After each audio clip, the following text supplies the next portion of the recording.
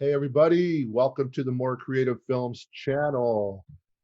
We thank you for stopping in. We have a special guest today, but before we get to Mike, please take a second to subscribe, like, and please share this video all over from Facebook, Instagram. Help us get the word out. So we have Michael Gonzalez today, also known as Second Chance. Mike, welcome. Hey, Welcome. Hi. all right, Paul, how you, man? How's everything going? Good, man. Before we get going, do you have anything you want to say to all your fans and all the people who may be hearing of you for the first time? Yeah, man, if you're out there, God bless you guys. It's your boy Second Chance. Share and repost this video. It's been a long time since I did a personal interview, and I'm just like excited. I'm ready, and it's an honor to be here today. And make sure you guys share it, man. There's a lot of people out there that need to hear this message, the story, a lot of information. So God bless you. Yeah. So me and Mike been friends for a while, and just to give you a quick update, obviously for those of you who don't know, Mike is a recording artist. He's very well known across the United States, and I'm sure in different countries. He's also an actor, but he's also one of the stars in one of my films. He plays Nico Velasquez in one of the films called Kilroy. So we're going to be talking about that later. We're going to be talking about his music career. But for those of you who know Second Chance and been following him for a long time, he has a huge following. I want to ask the questions that probably nobody's going to ask, so we get to know this guy. Like, who is Second Chance? Who is Michael Gonzalez?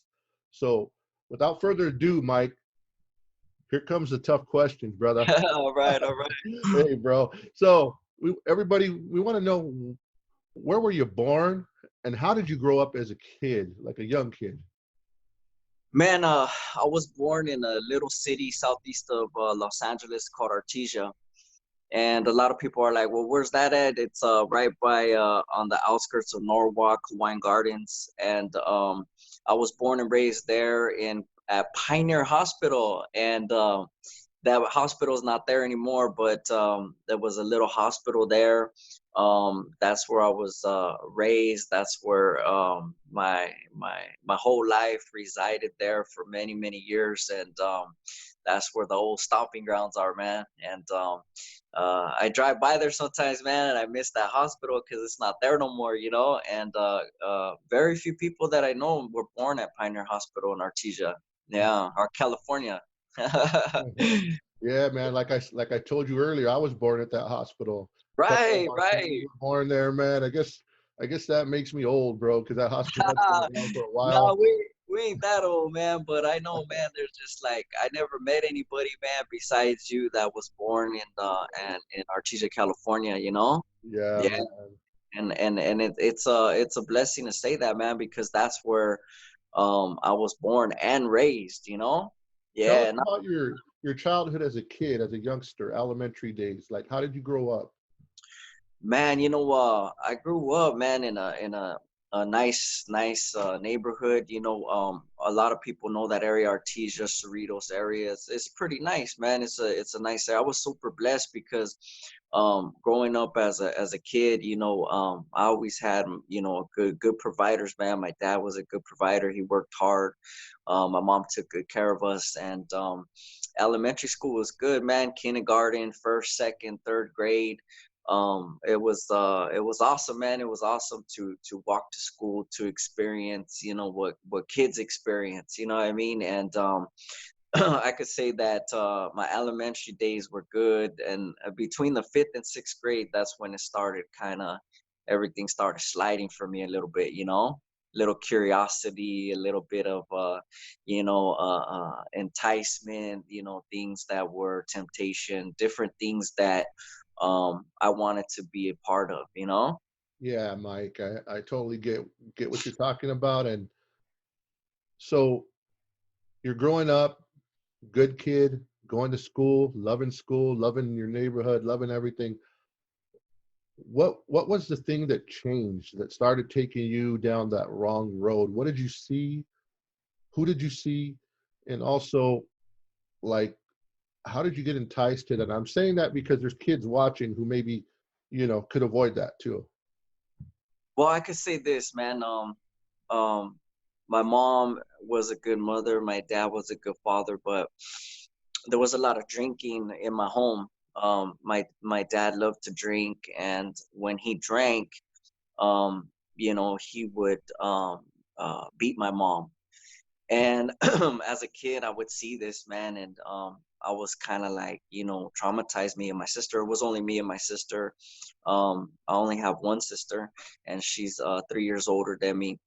And I remember, man, she would take the lashes for me, man. She would, like, when things would happen, my mom and dad would argue, my dad would fight and hit my mom. And my grandparents, my dad's parents, they lived down the street from us. So anytime that would happen, they would race over. And so I would say about fifth or sixth grade, it started getting rocky. My dad, I watched my dad a lot. I used to go out with him a lot.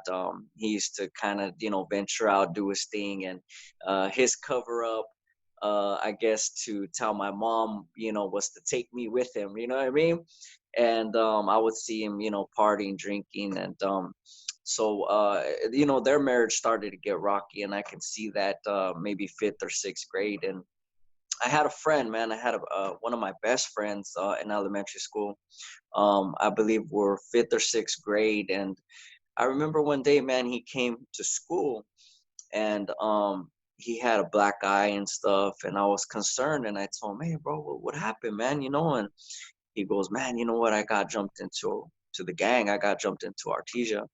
And his little brother went there too. And we were just kind of like, what, like, I could say that was the beginning. Like, I wanted to be a part of that, because now my best friend was part of a gang. So I was like, man, like, I was kind of interested in, like, what that lifestyle brought, because my dad always protected me from that lifestyle. And my dad was an OG. And so at that time, my mom and dad would fight a lot. They got divorced. And when I was 10, and so when they got divorced, my my mom, she couldn't handle me and my sister, because we were like, we wanted to go with grandma and grandpa, because my grandma gave us the freedom and the liberty to kind of do whatever we wanted. You know what I mean? So we would run from my mom's pad to my grandma's, and once again, that was my dad's mom and dad. And that's when I could see things just kind of unraveling little by little. My dad always told me that if I was going to go to the neighborhood, if I was going to get jumped in, never to hide it from him, because if he found out, he was gonna whip my butt. You know what I mean? So I always hid it from him. I would go to elementary school, and we would start ditching class, we would start ditching school, and little by little hanging out with these guys, man. And my dad, he told a lot of the homeboys, man, you know what, if you ever see my son, and let me know, tell him, don't allow him to hang around, and stuff like that. But I always snuck and did it anyway, you know what I mean? Yeah. And yeah, so little by little, man, it kind of unraveled with the divorce of my parents. And then at the courts, the courts granted my grandmother and my grandfather legal custody of me and my sister, because we didn't want to stay with my mom, because once again, my grandma allowed us to have that freedom to do kind of a little bit what we wanted to do. You know what I mean? Yeah. Yeah, so Yeah. we went And in. divorce is devastating, man. It I hurts, know, especially for the kids, man. right? And before we go on, Mike, I want to take a little pit stop here. Um, before we go on, like how you ended up in juvenile hall and all that stuff. You're seeing, for anybody that doesn't know Artesia, it's a very well known neighborhood, and I think Mike, your dad was pretty well known, Big Mike, and so in that neighborhood there was a lot of guys who were OGs, and could you tell us about like some of these guys you were seeing, because some of them are legends, bro. Some of them are legends, from Weddle, to others, like these are the guys you grew up looking up to as a little kid. Can you tell us a little about that and how that influenced you? Right. Yeah, like when my generation, like from my neighborhood, from Artesia, we had different cliques. So we had the midget locals, we had the peewee locals, the 190s and Devlin Street. I was from Devlin Street. And so, you know, like when my dad used to take me around, I was a little boy, man, and he used to introduce me to these guys. I didn't know too much about anybody or anything, you know. And but little by little, when I got jumped in to Artesia, you know, I started to, you know, learn more about the neighborhood, and you know who was there and who was who. And you know, out of respect for my dad, you know, everybody would kind of, you know, just tell him everything that I was doing and stuff like that. And you know, because when I got jumped in, at Artesia Park. And I was like, man, I can remember I was like 10 years old, 9, 10 years old. And um my dad was there counting the watch, you know. And I remember the older homeboys that jumped me in, they were like 19, 20 years old, you know what I mean, 18. And my dad was like, I remember my dad even stopped the watch, man, and he said, you know what, stop, because I was a skinny little kid and I fell down. And I remember he picked me up and he goes, you get up and you fight, you know, you fight back, you know. And after that, man, he picked me up. And my dad is the one that named me, and he called me boy, because I was one of the smallest youngsters from the neighborhood, you know what I mean? And you know, all these other guys, you know, like the OGs and stuff, I didn't really know a lot of them. I just knew that when I grew up, like and meeting them, and a lot of them, you know, went off to go, you know, do time and stuff like that. But my generation, you know, it was me running the streets right there on Devlin Street, the 190s, you know, just lot of, a lot of drama, man, a lot of, I wasn't just one of those ones that, you know, were hanging up, holding up the wall, spray painting or nothing like that, man. It was a really wicked, evil life, man, lifestyle. And it was a lot of lessons to be learned, you know. Yeah, Yeah, it was rough, man. It was rough. yeah, yeah. And I know, man, some of the neighborhoods that are around you guys, I know you guys had some wars, you know. And what's cool is you're not that no more. So we're not glorifying that life as we talk. You know, Right, right. we're talking about, and even those older guys, you know, you know, some of those older guys that, you know, are very well known. And, you know, we're just, you know, it's cool, man. Juvenile hall. How'd you start getting busted? Man, juvenile hall, man, it was I was already deep into the gang life, man. And you know, I think my first time at juvenile hall, I got busted for attempted murder. I was 12 years old. I went into Los Padrinos, not knowing really like anything. I didn't know the system. I was a youngster, and long and behold, I had to go in there for my first time for attempted murder. You know what I mean? And you know, from that point on, you know, like I started to learn the ropes. I started to learn the system. You know what I mean? And I was just, you know, just as I went along, you know, my dad at that time, you know, was already busted. I think he got 14 years. Um, you know, I think he did, out of the whole term, he did 14 years in prison. And but at that time he was already busted. So you know, he was up there in courtroom with Charles Manson, level 4, you know what I mean? And so when I got busted in juvenile hall for the first time, my grandparents used to come see me, then they used to go see him, you know what I mean? And it was kind of like a pattern, you know. But I can say this, man, that my grandparents, man, rain or shine, bro, they were there, man. Wherever I went, Los Padrinos, Central, Silmar, you know, Challenger, Lancaster, wherever it was, man, they were in that line, bro, every Saturday to see me, bro. You know, no matter what, grandma loved me, bro. And that was an unconditional love, because she had the love of God in her, man, always praying for us, always believing in us, never giving up, never closing her doors to us, bro. You know what I mean?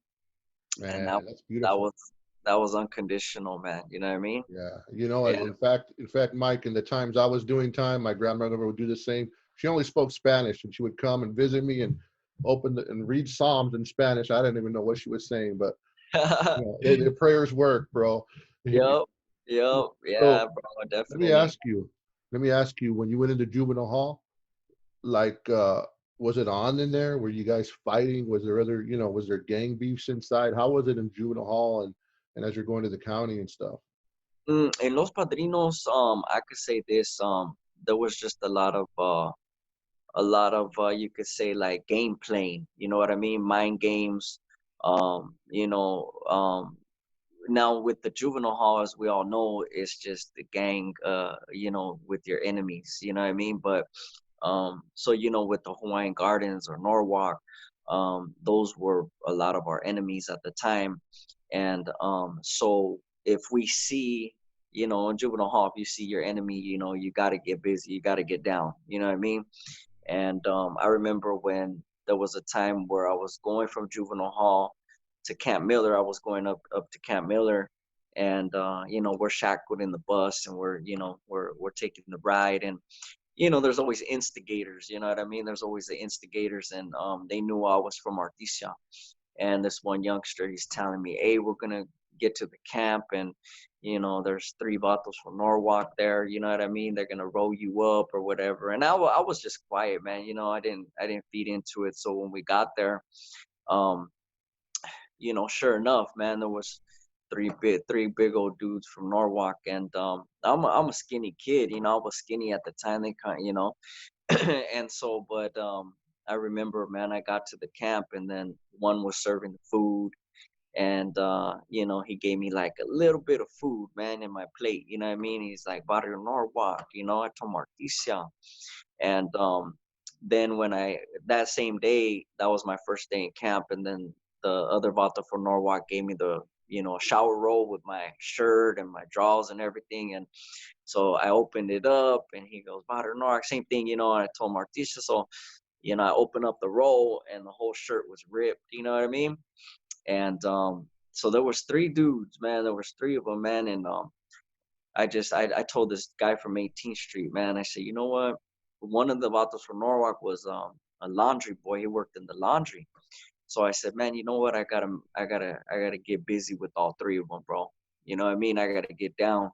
So I told the vato from Norwalk, I said, "Let's set it up, bro. We're running the laundry room, and let's get busy. All 3 of you guys with me. Let's do it now. You know what I mean? So if you didn't do that, then basically, that was still, that it would just be tension all the way around. You know what I mean? And even though like we didn't get along, man, after that there was a little bit of respect. You know what I mean? And um in camp there's different, there's laundry, there's like people working in the office. So by the end of the time, I did a year there. By the end of the time that I got out, I was basically in charge of all the mail. You know what I mean? So even though me and that vato, there was one more vato from Norwalk after 9 months or whatever, he was giving me brand new clothes, and I was hooking him up with his mail. You know what I mean? Because if I didn't get taken care of, he wasn't gonna get his mail. You know what I mean? So once again, it's just it's a mind game, it's a respect game, and that goes for juvies, camps, YA, or whatever. You know what I mean? But in the county, it's a whole different ball game. You know what I mean? Yeah. So tell us about graduating to the county and what got you there, and then what were your thoughts going in there? I know your dad had probably already trained you, but what was your thoughts? Man, it was in juvenile hall, um it was different. Being locked up in that room, in juvenile hall, there was no bars, there was just a little tiny window. I spent a lot of time in those rooms, man. And I remember even I was up in Lancaster, and um I wasn't feeling good, man. I felt sick, and I would tell the staff, and I was like, "Hey, man, I'm sick. Something's wrong with me." They didn't care. They didn't believe me. They were giving me Pepto and all that. So basically, one day, man, we came out for line movement, and I fell out, man. I passed out. And next thing you know, man, I woke up at High Desert Hospital in Lancaster, handcuffed to the bed. and they're telling me, we got to get you in surgery right away. Your appendix ruptured. You know what I mean? So the poison from the appendix was going through my body already. I almost died. So when I woke up out of surgery, my whole right side of my stomach was left open, man. I can see my insides. You know what I mean? They had a pump on the bottom pumping all the poison out. I woke up handcuffed to the bed, man. And I remember my grandma coming up, and she goes, man, she goes, why is he handcuffed? You know, like unhandcuff him. You know, she didn't understand. She's like, what is he gonna do? You know? And I almost died, man. I almost didn't make it. And I remember when they released me from High Desert Hospital, they put me back in, you know, we don't call them cells in Juvie, but in the camp, it's like a room. You know what I mean? It's like the hole. And so they put me in that room, man, for like 3 weeks straight, man, because I had stitches. I couldn't move. I wasn't in trouble, but they didn't want to put me back in population because they were afraid that, you know, I would get hurt or my stitches would open or whatever. But I stayed in that room, man, for 3 weeks. And I remember I still had about 4 months to go of my time. And my caseworker walked in one day, man, and I told her, man, you know what? I got to get out of here, man. You know what? This is crazy. They got me locked down, you know, like 22 hours a day. You know what I mean? And I go, she goes, you know what? I got good news for you. They're letting you out a little early because your grandma was going to sue them. You know what I mean? Because they didn't listen to me, bro, because my side was hurting. I almost died. You know what I mean? So she goes, they're going to let you out about a couple months early or whatever. You're going to court this week or whatever. So I got released, man, and went back to Los Padrinos, got released from there. And but I graduated, you know, the next step was the county jail. And when I hit the county, man, it was like totally different story, man. And I was in 9500 Bakers Road, the gang module. Pause right there, guys. Just really quick, Mike. We'll pause right there. We're going to take a quick break. We're going to watch one of Michael's videos. We'll be right back. It's always hard, man, to come here sometimes, you know? No, I understand you, man, but you know what? The main thing is you're here, man. And your pops is proud of you, see what I mean?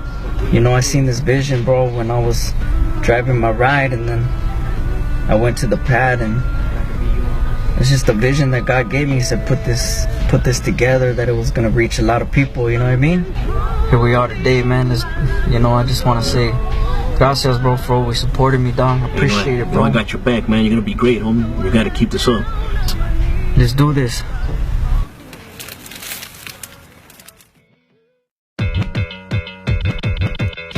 Second chance.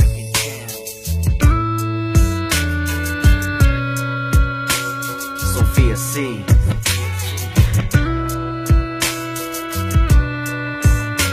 I'd rather be yours, Jesus. Something told me my life was over. Yeah. So I got down on my knees and started talking. Something deep down in my soul cried out, Lord,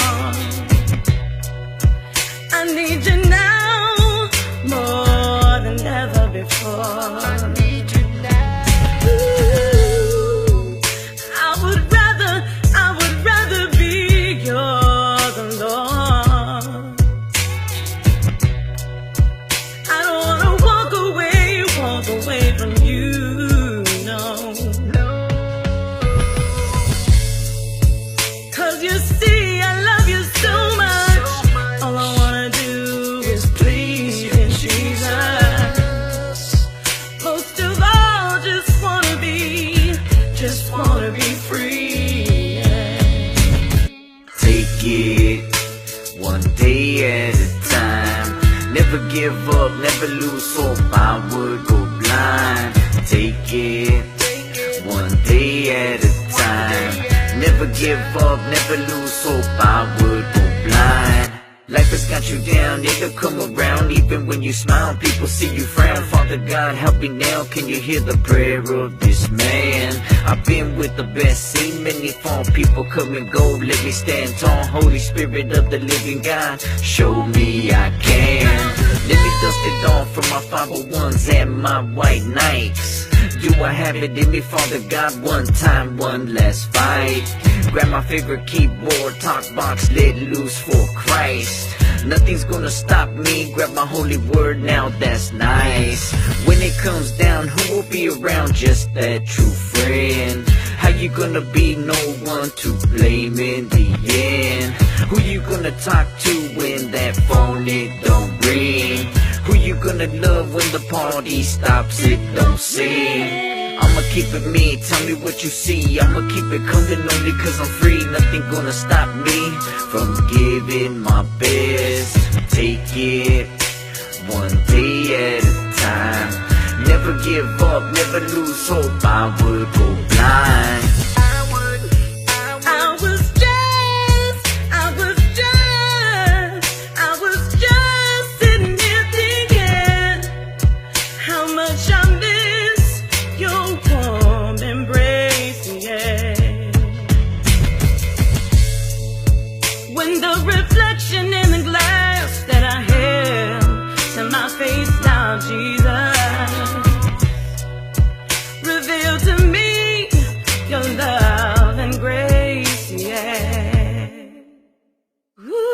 I'm mad, look at what you've done. Never did I think I would ever run, but I'll sing it to you all day if I can. I'll sing it if I want, rap it if I can. Never let you go, sticking to his plan. Jesus is the way, so turn up the jam. Never take it from me, God, now the melody and the chords. Music is the way that I say thank you, my Lord. No words can express just how it sets my soul free. I take it real close, take it up, now look at a G. Don't burn it down, just take your time, Christian, know these last. Take it one day and just don't live it too fast. People say the best song is always written from the way a man feels. I say the best song comes from the struggle that's real. They wanna see you fail, live a life of hell. They don't even care, put you up in jail. People always gonna talk, but God loves you the same. Take it one day at a time. Never give up, never lose hope. I would go blind. Take it one day at a time. Never give up, never lose hope. I would go blind. Take it one day at a time. Never give up, never lose hope. I would go blind. I would rather be yours alone. I don't wanna walk away from you, no. Don't wanna walk away, no.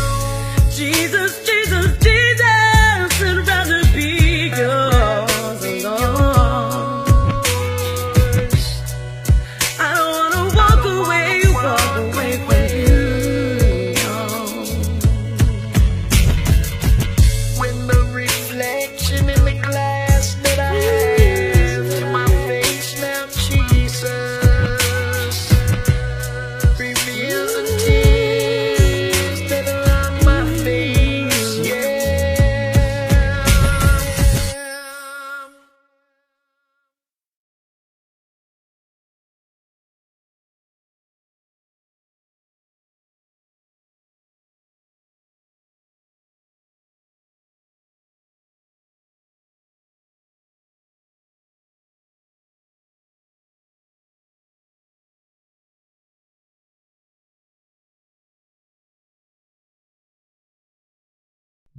All right. We hope you guys liked that video. Mike, why don't you tell us about that video we just seen? Man, that video, I'd rather be yours. We shot it at Rose Hill Cemetery. I had the vision, man, in my head because you know, my dad is buried there, rest in peace. And you know, when I came up with that vision, I asked the drummer of War, Sal Rodriguez, you know, to be in it, you know, to be in the song with me. And a lot of people showed up, man, and a lot of people showed up, and that video went viral, man. And I know that it has almost 3 million views on Facebook, and it was just a blessing, man. And just for everybody out there, man, that's going through it, it's just a uplifting song, positive song. You know, everybody just had nothing but good things to say about it, you know. And I'm sure they could get that song on iTunes and everywhere. Is that Oh yeah, iTunes. Just punch in Second Chance. I'd rather be yours, and it's right there on iTunes. Yeah, probably everywhere, right? GoDaddy everywhere, I assume. Spotify, iTunes, Rhapsody, Amazon, everything. Yeah. Okay, that was awesome, guys. So I hope you liked it. And then, so we were talking a little while ago before the break about you know juvenile hall. Now you're talking about graduating into the county jail. Tell us about it, and what are your first thoughts going in there? Who did you see, and how was it? Man, you know, my first thoughts, man, because we used to go to Lakewood Station. So Lakewood Station was the station where we would travel from, you know, or Cerritos Court, Municipal Court, that would take you straight to the county jail. And when I went to the county jail, man, it was, you know, I knew that it was going to be different because they don't play the little mind games, you know, of enemies, you know, like, okay, you're from Norwalk, I'm from Artesia. But, you know, in the county, we run together, you know what I mean? Like the Sureños, or say like we're the Southeast car, you know what I mean? Like Southeast, we run together, Norwalk, Hawaiian Gardens, Artesia, you know, Chivas, you know, we're like, okay, we're cool in there, you know what I mean? Like everything's good. But, you know, it was a whole nother experience, man. You know, I was in 9500, and as I passed through 9500, man, I was like, wow, you know, this is my first time there. It was different, you know what I mean?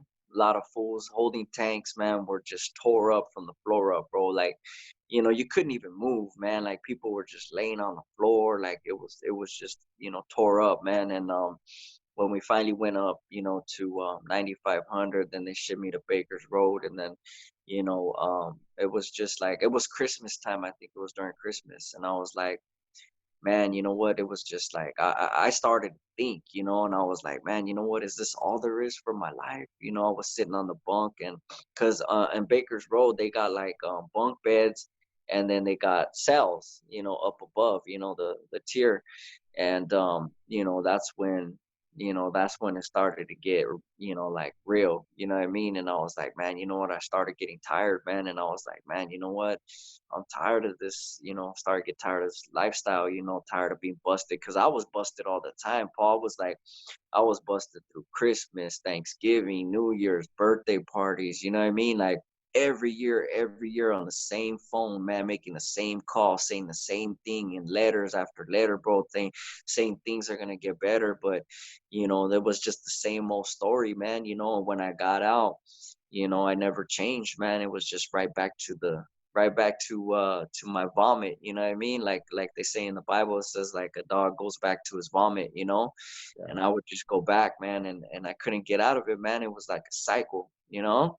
And I was like compelled, man. I was compelled to the gang lifestyle, man. I was like, it was a rush for me, man. Like to be a gang member, it was a rush for me. And like I said, man, I wasn't like, those that know me, that are probably watching this. If you know me personally, I wasn't just one of those fools that were just holding up the wall, spray painting. You know what I mean? I was dedicated. I put my full dedication into my barrio and everything that I did, man. I wasn't a punk. I wasn't soft.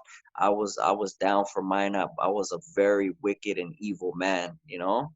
Wow, that's crazy, bro. It's crazy knowing you now. Like, you know, I wouldn't think, you know, because Right. God transformed your life and made you a humble, nice guy, you know, and That's right. you know. But now, take us to the steps. What led to the changing of your life? Take us to the steps, and how did that happen? Man, I got out of the LA County Jail, and went right back into the streets again, you know, back in rotation, back, you know, doing what I was doing. And my sister was from Chivas. Now Chivas is a gang in Artesia, and she was down, bro. She was like, anybody knows my sister, bro, she would get down. She was down for the barrio, and that was my homegirl. It was me, my dad, and her, bro. And when they seen, when the homies seen my dad coming, bro, it was like, man, it was on, bro. You know what I mean? They knew what time it was. They, my dad actually kind of set the how can I say it, set the atmosphere of the stone for me. And the homies knew that, my dad was no punk either, you know what I mean, that he's been around. And so with my sister, um when I got out this last time, um she gave her life to the Lord. And I remember her kind of disappearing for a little bit, and I was still doing my thing. And I was gunned down coming from Compton, because Compton is, I smoked a lot of PCP. And that was my high, Were you gang dipping? banging and dipping the juice. You know what I mean? I used to dip the juice, man. And so I would score right there in Compton or Watts, or we would go down to State Street in LA and Brooklyn, off of Brooklyn. And so I was coming from Compton, and I got on the 91 freeway, man. And there was some fools, man, and was my enemies, and so I never backed down, bro. I never backed down. And so they shot me down, bro, in the ditch right there off the 91 freeway, bro. I was left for dead right off the off ramp. And I blacked out, And so what I can recall, bro, is the highway patrol said that he was patrolling, off the freeway, and he seen a car in the ditch, so he made a U-turn. He went back, and I was in a coma, bro, after that. Wow. And they found me, so I woke up in this machine going upside down, bro. And when I woke up, my sister ran up to me, and she said that she had been praying for me, and I was a little out of it. I didn't quite understand what was going on, bro. And so she goes, nah, I got saved, and I gave my life to the Lord. And I didn't know what that was, bro, because to me, bro, a Christian, like a lot of fools, when I was busted, I never respected Christians, because they would hide behind that lifestyle just to get through their time just a little bit easier. You know what I mean? And then when I would see them when they got out, they were just doing their thing again. And I was like, hey, homie, weren't you just like, preaching to me, or saying whatever you were? But when they got out, it was a whole different story. You know what I mean? So I didn't really trip on that lifestyle. I thought, like, like people that turned Christian were just, like punks, lames. They were soft, you know what I mean? And I was just like, that's just an excuse for them to, try to get by, you know what I mean? And so, but she didn't give up, man. After I got better a little bit, she kept inviting me to church, kept inviting me on. Nah, I'm good. I told her, nah, I'm good. I was a little embarrassed, man, because some of the homies, they would ask and stuff. And I was just like, yeah, she's doing good. You know what I mean? She's trying to, do something different or whatever. And, but I was embarrassed, man. I was embarrassed because the lifestyle that we lived, to me, it was a sign of weakness. You know what I mean? And so anyway, make a long story short, I was going to face some more time in the county jail for I think it was like under the influence, like a 90-day thing or something. And so I went to court, and she heard I went to court. So she called me. She goes, hey, Mike, we have a program in our church, that you can, be rehabilitated or whatever. So, and then I was thinking, I was like, well, if I could do 90 days or 6 months in this church home and use God just to get out of the situation, then I'll go ahead and do it, because I didn't want to go back to the county. Nobody does, So, sure enough, man, she invited me to church, and she goes, I'm going to rap a song. I was like, rap? What do you mean rap? Because, understand, man, I was a gang member, and I didn't respect rappers because, we call them studio gangsters, you know, and a studio gangster is one that will make up a lifestyle just to make money off of the audience, you know, or just to look good and sound hard, but they didn't really live that life, you know. And I don't know about you, but I was brought up on some real gangster music, and that was NWA, you know. And but all these other rappers and stuff. So my sister said she was rapping, and I was like, why are you like doing that? I was embarrassed, bro. I was like, why are you gonna do that for? Like, you know, you're gonna make yourself look dumb, you know. And but nah, she was like, I'm gonna do it, you know, I'm gonna do it. So I went to support her, bro. And I showed up at the church that day, and I remember I sat way in the back, bro. And you know, I remember creeping in there. I think I was high a little bit, and she came out, bro, and that song came on, you know, with that Jam On It beat. And I never been in a Christian church before, bro. That was my very first time. I was raised as a Catholic. I did my first Holy Communion, catechism, all that, bro. And so when I seen everybody like clapping and, you know, into it, and then they threw the old school beat on, but she came out and the words were different, and she tore it up, bro. I gotta give it to her, man. She can get down on rapping, bro. And so after that, she called me to the front. She goes, "Hey, Mike, come to the front." And she introduced me to some guy, and it was the men's home director of the church, you know. And he said, "Hey, I understand you know, you might be going back to the county to do some time." And I said, "Yeah."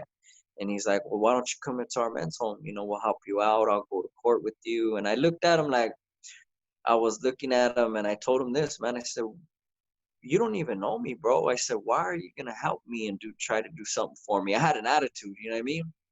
And you know, he goes, "No, no, no." So anyway, I gave him the date, the court date. So I went to Norwalk Court, and Norwalk Superior Court, and I seen all these dudes in the front row with their ties and tattoos, and long and behold, bro, they showed up, and they told the judge, you know, "We're from this church in Norwalk, California. We want to, you know, ask you if Mike could come into our rehabilitation home and do his time."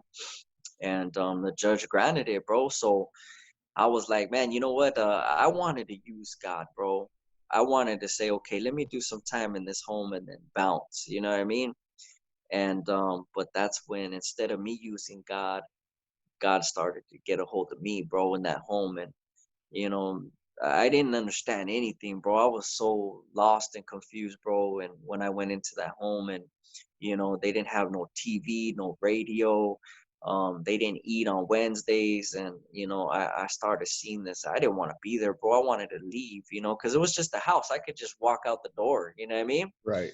And you know, dudes were boxing in the backyard, like fighting over different things. And I go, man, you know what? All this is fake. You know, I don't want no part of this, bro. I just wanted to just do my time and get out. You know what I mean? And but little by little, man, you know, like something, you know, started taking place inside my mind and my heart. And I didn't know back then, bro, but that was the Holy Spirit, you know. And I just felt this little tugging, man, this tugging, you know. And you know, I said, man, you know, and the hardest part for me, Paul, was the transformation of my mind, because the lifestyle that I lived, you know, was very wicked. And now, you know, now I'm trying to submit that lifestyle to the Lord, you know, and trying to change that the way my thinking was, you know, because I would just get up, bro, in the mornings, and I would think, okay, who am I going to hurt today? You know, what can I do to, you know, get to my enemies or whatever it was, bro. And, but now I'm waking up thinking, okay, how am I going to like change this, you know, and how am I going to change this right here? And it was hard for me, bro. It was like war, brother. It was like war. And I was like in a tug of war with the devil and God, bro. And just, you know, the devil was like, man, I'm not going to give up this fool. You know what I mean? And God was right there, bro. Just like, man, this is my guy, you know? And so anyway, I graduated from the men's home, bro. And um, God did, man, God was working on me, bro. You know what I mean? Yeah, he was Did you working. already submit your life? I did to a certain extent, bro. You know, like I gave my life to the Lord when I was in the men's home, but I wasn't totally surrendered, bro. I wasn't ready for that. You know, I wasn't like I was playing, you know, I was like 1 foot in, you know, like I don't know yet, you know what I mean? And I was still at war, bro. I was still battling, and that was the hardest part for me, you know. And you know, when I got out of the home, um, you know, it was just like we moved from Artesia to Oxnard, and you know, that's kind of like what helped me to kind of, you know, get out a little bit, you know what I mean? Yeah. And Sometimes when we're in the hood, all we know is the hood. We don't mhm, realize that there's life outside, man. Like moving to Oxnard or wherever, it right, really like helped you so much, bro, because we're tunnel vision in the hood, bro. right. And it was a good move, I could say, man, because it gave me time to think, you know. It gave me time to breathe, you know what I mean? And um I started going to church in Oxnard, and I was new, you know, fresh out the home. And I remember there was a pastor that I was under, and he was like, "Hey, we want to do like a car show or event," you know what I mean? And I told him, "I don't know nothing about that. I'm just trying to make it, you know. I'm still battling with myself, you know what I Right. mean? I didn't know anything about, you know, an event or music or anything, bro. I was still like trying to fight myself, you know. I'm trying not to go back to what I was doing before, you know." And so as a kid, um, my dad would pick me up from elementary school, and he was a big fan of Brenton Wood, bro. Everybody knew Brenton Wood, you know. I Right. mean, I knew all his songs by the time I was 8, bro, 7, you know. Legend. And In fact, so that's a picture of him right behind you, right? that's him right there, bro. The suit. And he The zoot signed that suit. to me. Yeah, he signed that to me, and then this is my album with him under his record label, Lord Hear My Prayer. But we'll talk about that. And um, but yeah, man, my pastor told me, you know, like, who do you think we should bring? We want to draw a lot of people, you know. And first thing in my mind was Brenton Wood, you know, because I mean, that's all I knew, because my dad, you know, used to listen to him all the time, man. And Right. so he looked at me and he laughed, and he was like, "Oh, yeah, sure," you know. And so he goes, "Well, why don't you go home and like jump on the internet, get some information on Brenton Wood?" And I was like, "You serious?" And he's like, "Yeah." So I came home that night, and I Googled Brenton Wood, and there was a phone number on there. So I called the number, you know what I mean? And I'm like, "Hey, I was a little nervous, you know." And long and behold, Brenton Wood answered the phone, bro. And and Crazy. they say miracles happen, bro. You know what I mean? I mean, I didn't, Paul, I'm gonna tell you, bro, I didn't know that God had a plan for my life. I didn't know where I was gonna be or what I was gonna go, bro. I mean, I was supposed to die, bro, many times, bro. And um here I am, bro, fresh out of the men's home, talking to Brent Wood on the phone, you know. And I'm like, "Hey, Brent," I said, "Mr. Wood, out of respect," and I said, "My name's Michael Gonzalez, and I don't even know why I'm calling you." I said, "Because my pastor asked me to call you. I'm an ex-gang member. I'm trying to straighten out my life. You know what I mean?" And he's like, I go, "How much would it cost to bring you to Oxnard?" And he told me $5,000. And I was like, "Wow, $5,000, man!" I wanted to hang up the phone, bro. I didn't know I didn't have $5,000, bro, Yeah. and I knew my pastor didn't have $5,000. So I was like, "Okay, well, let me check on a couple of things. I'll get back to you, you know." So I went back to my pastor and I told him, "Hey, this is what he said." He goes, "Tell him we want to bring him." So we started washing cars, bro. We started believing in the vision that my pastor had, and it became my vision because I jumped on board, and I backed up my pastor, and we raised that money, bro. We labored for it. And I remember this, bro, when Brenton Wood came to our event, um, there was thousands of people, bro. Thousands of people showed up. Like, I'm not even exaggerating, bro. The whole street was filled with people, bro. And we had a car show. And I remember that day, bro, when I handed the money to Brenton Wood in his hand, I didn't only give him and pay him money, bro. I believed that I planted a seed, not in only my life, but his life. There was a plan, bro. God was doing something. You know what I mean? And I truly believe that, man. You know, my pastor always says, when you have a need, sow a seed. You know what I mean? And I didn't even really do music, bro. Like yet, I did some music, and I know we skipped that part, but after my sister rapped and I was in the men's home and all that, I got out, and my sister would encourage me. She goes, "Why don't you write a song, Mike?" You know? I was like, nah, I'm not a songwriter. I'm not a rapper. All I wanted to do, Paul, was sit way in the back in the church, man, and just get my life together and my mind, because that was my battle. I was my Right. battle, you know? And she goes, why don't you just write a song about what you're feeling, you know, what you're battling up here? And so I wrote it. I got in front of the church and I shared it as a poem, and it turned into a song. And this was like, God just revealed the gift, bro, of music to me. I'd never rapped in the world. I wasn't a musician. I was a gang member.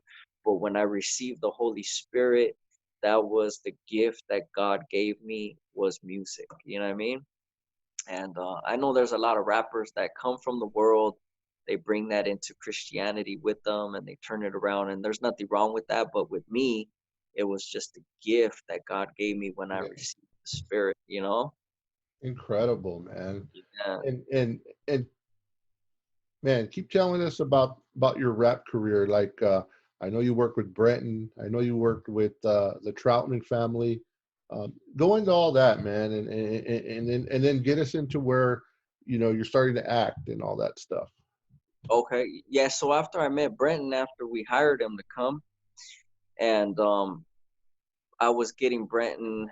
I would call him a few times, and I would say, "Hey, Brenton, I got you another church event. Like, you know, where you want to go?" And he's like, "Yeah, man." So eventually, we started building some type of relationship. But to him, it was money. He was making money, you know, in business. But I was trying to build a friendship, you know.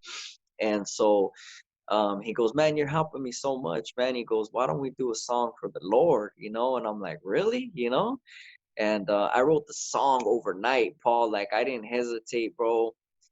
This is a, you know, Brenton Wood was talking to a kid that was raised on his music. You know, my dad loved him, bro. And to me, it was just a miracle, bro, to even talk to Brenton Wood. You know what I mean? And so I wrote the song overnight, man. I wrote it. I called him. I said, "Hey, Brent, check this out, man. I wrote the song." He's like, "Dang, you didn't waste no time." I said, "No, man.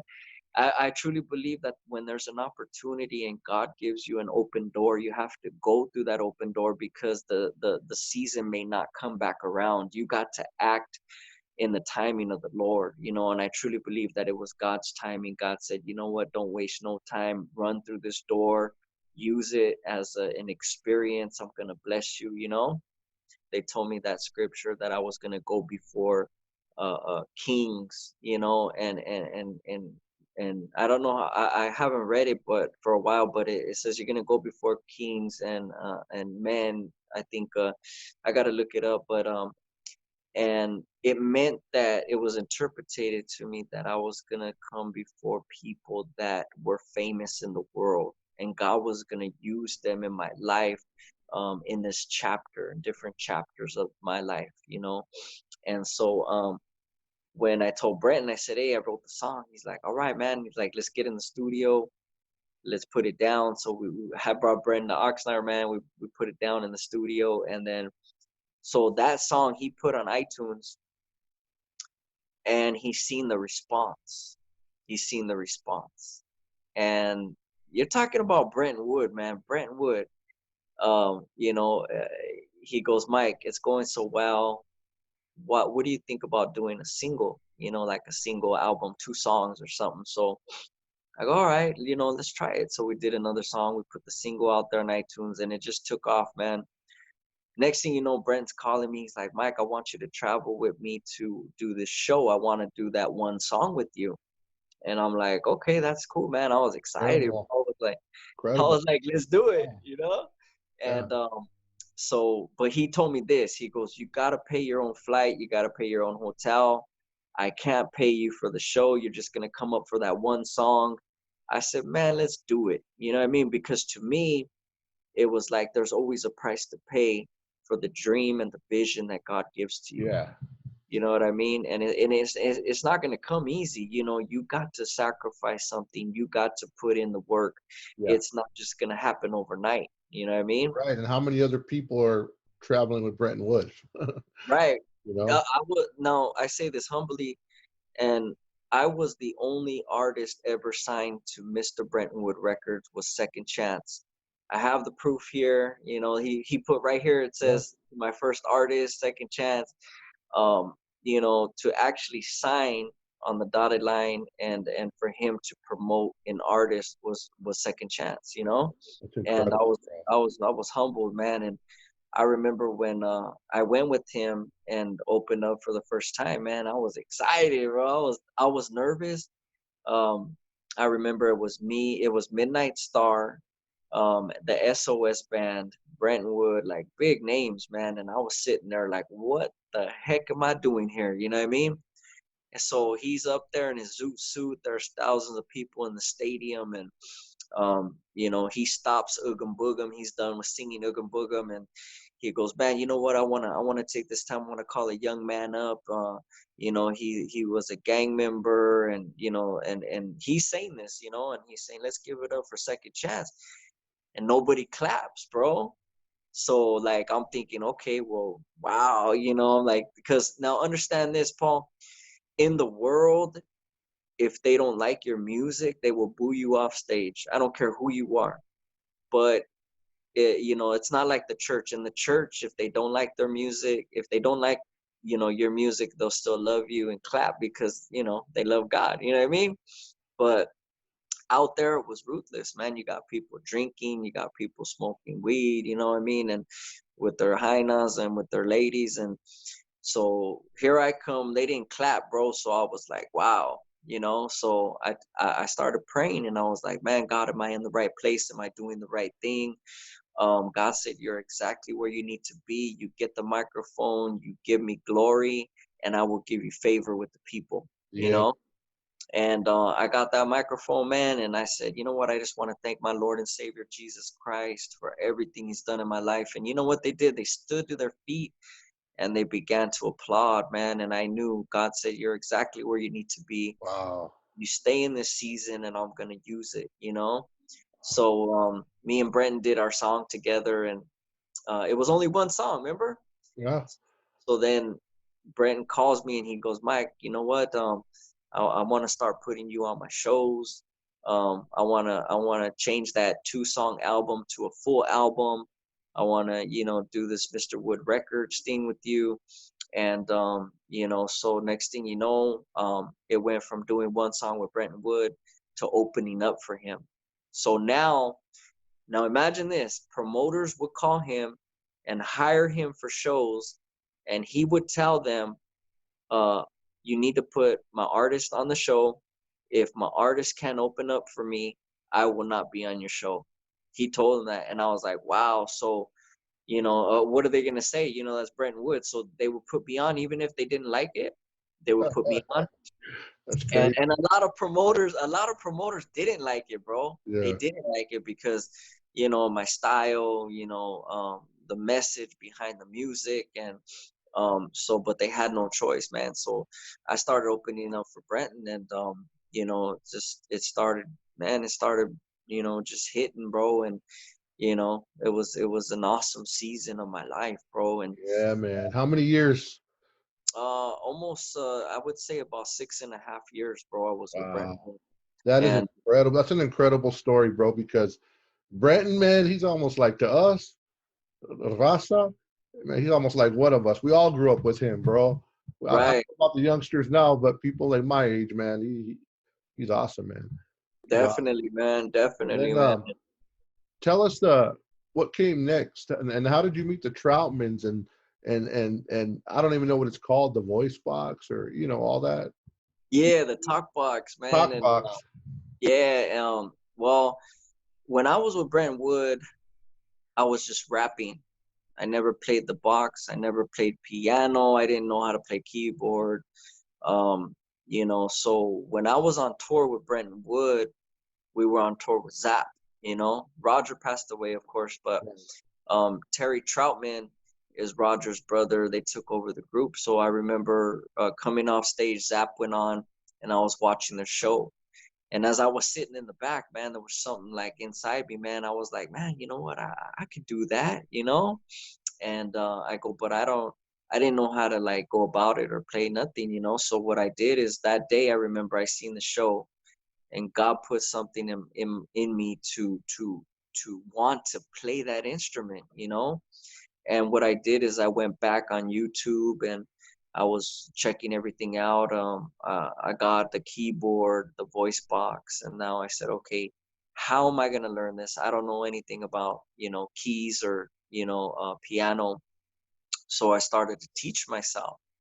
I started to learn how to play the piano first.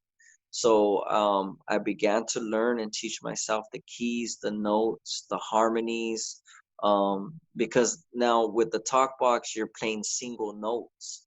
So now when you record in the studio, you have to build off that single note with the harmonies, and it sounds thicker. But so what happened was I met MC Boulevard.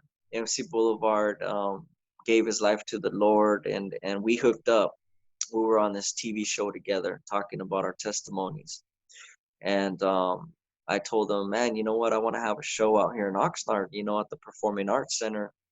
And he was like, I go, who do you think we should bring, man? So he knew Rufus Troutman, which was Roger's nephew. And MC Boulevard introduced me to Rufus Troutman. And me and Rufus Troutman became real good friends. And Rufus knew that I had a passion to play the talk box, that I had a passion to play the voice box, and he began to mentor me on the talk box. That's crazy. Yeah, and so I was just truly blessed, man. I was blown away. And For those of you who don't know, that the talk box he's talking about is kind of like that robotic sounding voices that you're in Zap, like Doo Diddy and you know, just all that, man. It just Computer Love, yeah, California Love, Computer Love, So Rough, So Tough, Grapevine, you know, like all the hits, man. Roger put it out there, and what you a know, Grapevine. They did a phenomenal job on that one, man. yeah, that was awesome, man. So he's training you, man, and yeah, so Rufus actually kind of mentored me on that. That's how I met Rufus Troutman, and through MC Boulevard. wow. And so I was still with Brenton at that time, and then I got a call to do an event, and it was at a church. And so they told me, this pastor calls me, he goes, I'll send you the flyer, there's going to be an actor there, you know. And I was like, cool, you know. So I opened my laptop and I seen the flyer, and I seen this actor before, you know, from Training Day. Training Day was a big movie, so Right. you know, I was a big fan of Training Day. I love movies. I love watching movies. And so I went to this church, and but see, what the trip is that when the pastor sent me the flyer, I opened my computer, and now this was after I told Brenton Wood that I couldn't sign, you know, with him again. There was a time in my life that God had spoken to my heart, and God said that the season was over. Right.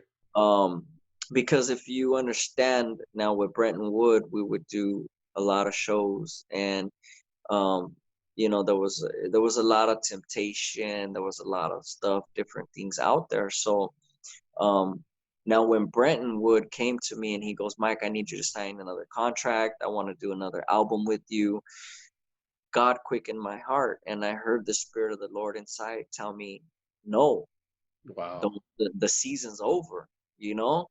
And I go, man, you know what? I didn't want to hear that, bro. I thought it was just like the devil lying to me or whatever. I said, why would God give you something, and now why would God want to take it away?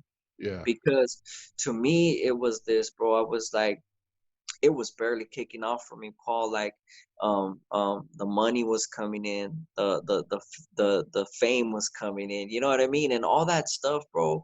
I don't know, like, if people understand that, you know, the finances help, you know, like, you know, your family, you pay your bills. You know what I mean? the name started blowing up a little bit, and I was in big shows, man, big stadiums, bro.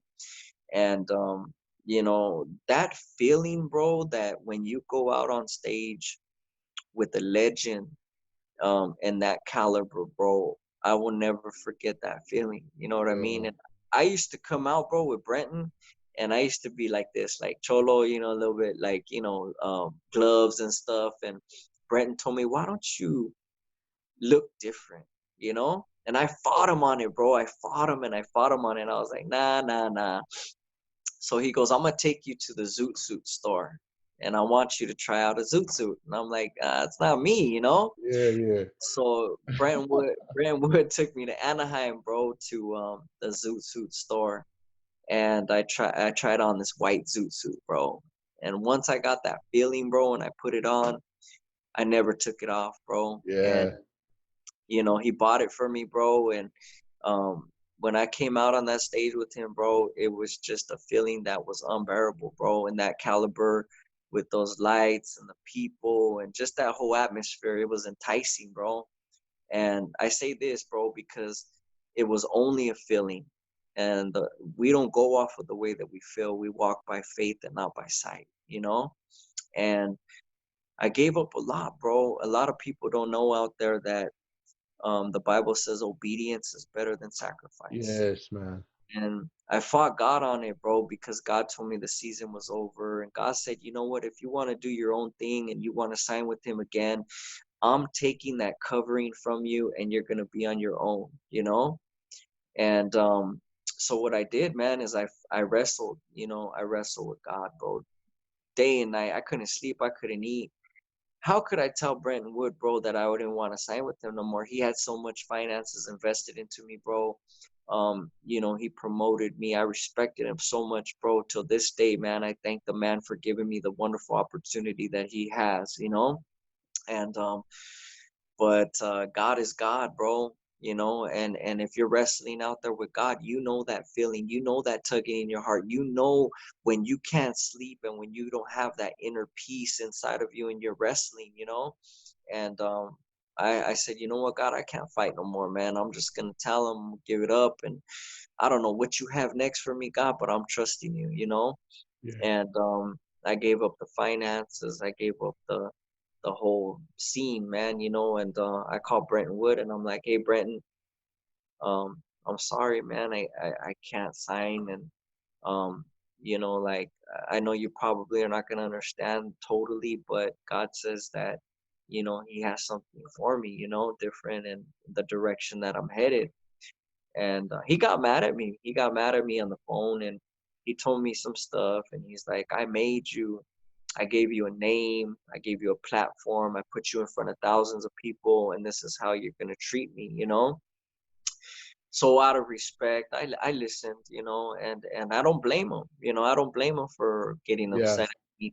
And I told him, Brent, I really appreciate everything, man, and please don't take it personal, but I gotta do this. And I said, because God made me, and God gave me a platform, and God promised me that he will continue to bless me. Yeah.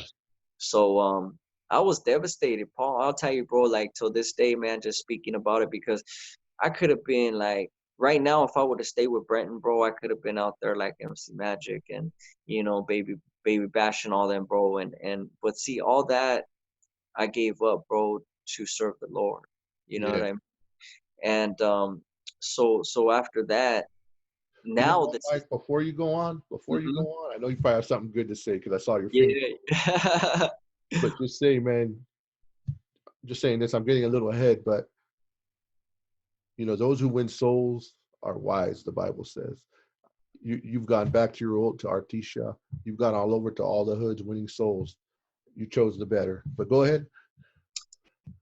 Yeah, man, it was rough, man. Now, after I told Brenton that I was going through it, bro, I was mad at God, bro. I blamed God. I said, man, God, like, I don't understand your plan. I don't know what's happening. I didn't want to do music, bro. I kind of like shut down and crawled in a hole, bro, for a couple weeks. And I didn't know what to do, bro. I was just like, did I make the right decision? You know, I knew that I was fighting, you know.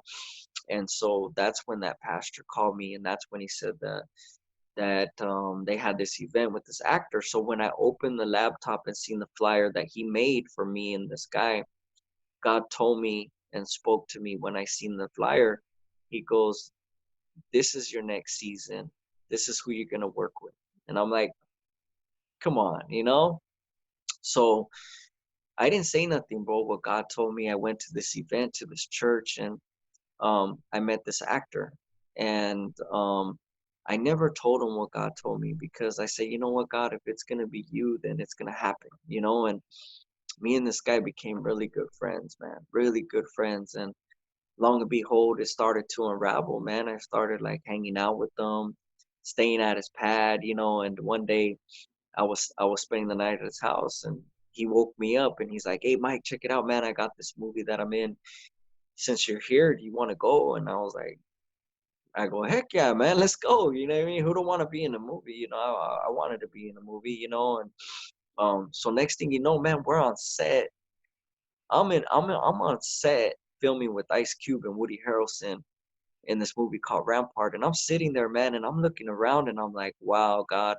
God told me right then and there, he said, I had to take you out of the Brenton Wood season to move you into the new season, because if you would have stayed in that season, then you would have never see this, you know? Can you say your friend's name? Noel G. Noel Yeah. G. We're going to take a break, guys. We're going to leave right. We have some more with his relationship with Noel and his acting. We're going to take a quick break. Watch this video. Check it out. This is from an upcoming film that Michael's in called Kilroy.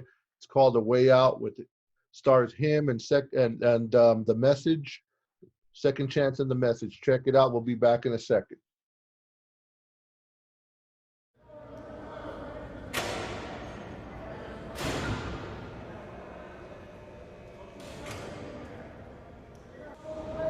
You believe everything in that book?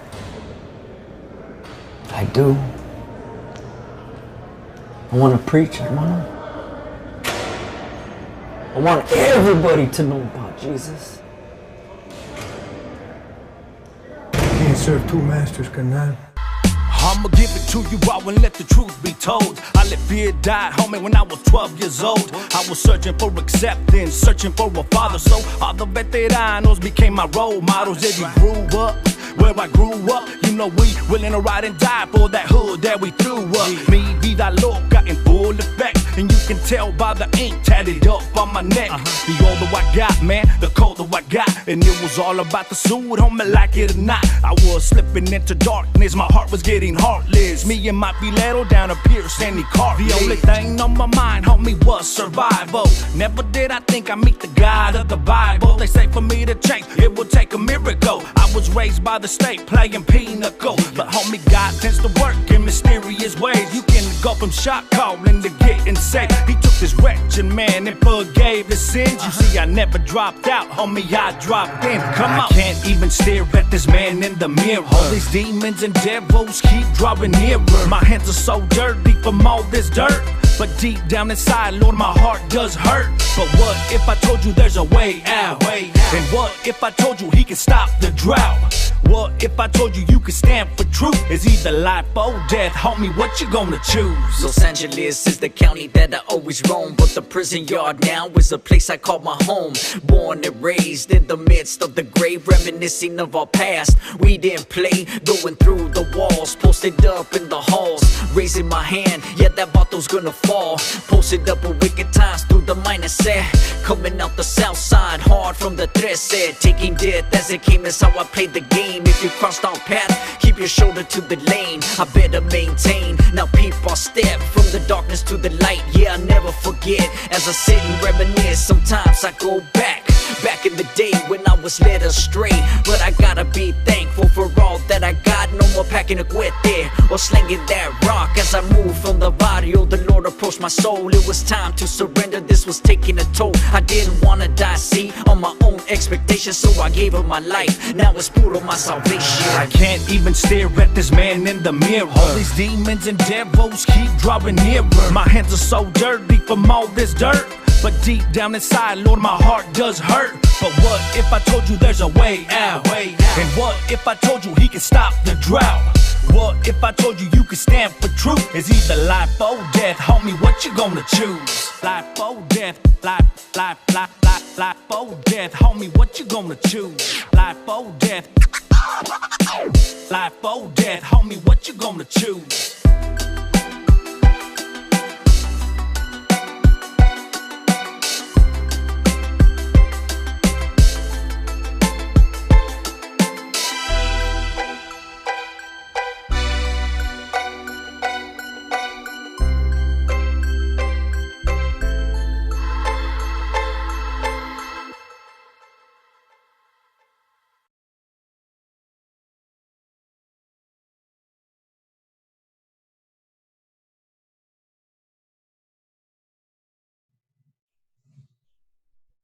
All right, everybody. We hope you enjoyed that video.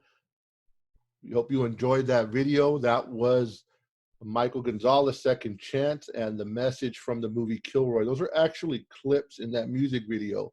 So, Mike, before we go on really quick, just say something really quick about that video we just seen and that song. Man, that video, man, it was a blessing, man, you know, from the movie Kilroy, different parts. And man, the movie's gonna be awesome, you know, awesome message, awesome just a crew and cast. And I truly believe that the casting you know, was just right on the money, you know what I mean? And I know that a lot of the people are gonna be blessed out there when it hits, you know. Yeah, yeah. We'll get to Kilroy in a while, guys. But right now, we were on, Mike. You were talking about how you went on set. You were on set with Noel G and Ice Cube, and that God had brought your relationship together as friends. He closed the door with Brenton Wood as not as a friend, but as working together. And now he hooked you up with a new friend, which I know you're still friends because I see your pictures together with Noel G. So go on. You're on set with Ice Cube and everybody, and Yeah, man, we were just right there, man. And you know, I was just tripping, man. I was like, wow, you know, like um I never even beyond my wildest thoughts or dreams, man, that I would be where I was at. And you know, I was a gang member, man. I was like, you know, I was supposed to be spending the rest of my life in prison or you know, dead. You know, I never thought that I would make it past 18. And here I am, you know. Now I'm on set, a different chapter in my life, and I'm on set with Woody Harrelson and everybody. And I'm sitting there, you know, in front of the camera, and I'm looking around, and I'm like, wow, you know what, God is good, man. And you know, I know that sometimes you got to give up something to get somewhere, you know. And it was something hard for me because I was holding on to the Brenton Wood season. And don't get me wrong, man. Man, I mean, I love Brenton and you know the music, but you know, obedience. I had to obey what God was telling me because I truly took a leap of faith and said, "Okay, God, I'm gonna trust you," you know. And you know, so mine and Noel G's relationship, everybody knows him as Hector. You know, Hector from right. Fast and Furious. But it just grew, man. We became good friends. We're still good friends, man. I was just with them the other day, you know, doing a video for Bone Thugs and Harmony. And but um you know, after Rampart, you know, then Noel would call me and he would say, Mike, I got another movie. You know, you did good. I know you have a passion for acting. And so there was this film called Philly Brown. And Philly Brown was with Jenny Rivera, Edward James Olmos, Lou Diamond Phillips. That was before Jenny Rivera died in the car crash. I mean, the airplane crash, I'm sorry. And so I went on set and I met Edward James Olmos and Lou Diamond Phillips and Jenny Rivera. And I was just blessed, man. I was like, wow, this is my second film. And then I started to see, man, God told me, you know, these are opportunities that I'm giving you because I'm trying to use your life in this realm, in this season with these people in Hollywood now. You Yes. know, so first it was with Brenton Wood, and then it was now in the Hollywood scene. And as a Christian man, it was like I got a lot of slack for it. you know, because even when I was with Brenton Wood, people would say, well, why are you out there with Brenton Wood? You know, like, what are you doing? But there's always a purpose, you know, and I truly stick to the scripture that the Bible says that it's the sick that need a doctor, not the well. Yeah, So, man. you know, we were called to go out into the places that I was in to, you know, because who's gonna relate the message that God has, you know, out in those type of places? You know what I mean? And when I was with Brenton Wood, man, even in the enemy's camp, in these stadiums filled with people drinking, you know, people will come up to me after and say, man, you know what, I've been running from the Lord, man, and God found me in this place. You know, you spoke on something that really touched my heart. And that's the places that we need to be, you know? Can I But say it's, something really quick? yeah, Let me yeah, say something on that. So, um, you know, I'm in the film industry. You know, Mike works in the film and music industry.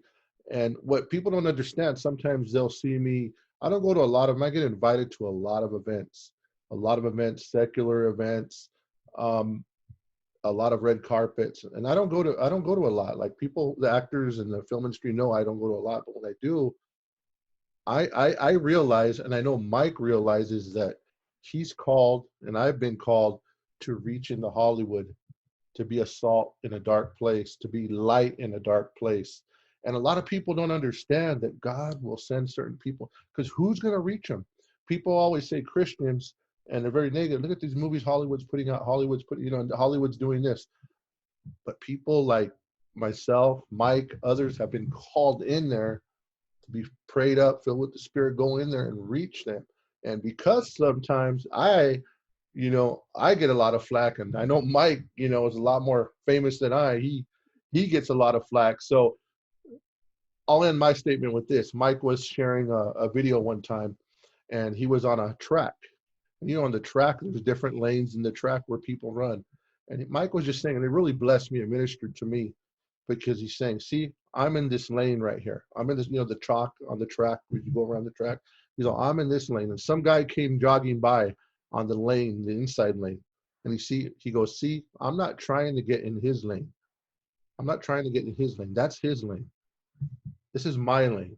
I'm just focused on my lane. In other words, I'm focused what God has me to do. I'm not worried what God has him to do or him to do. We all have a different calling.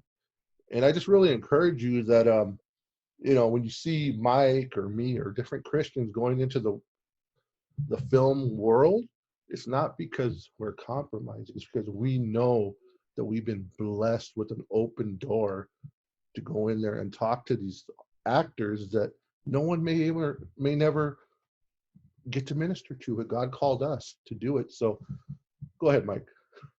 right, man. You know, and those are the dark places, man. And, you know, people would, you know, people are always going to talk, Paul. You know, people are always going to say things. But at the end of the day, man, it's just, you know, you answer to the Lord, you answer to God, you know, and I'm beyond in my life and in my walk with the Lord, I'm beyond trying to impress people, trying Right. to listen to what people say.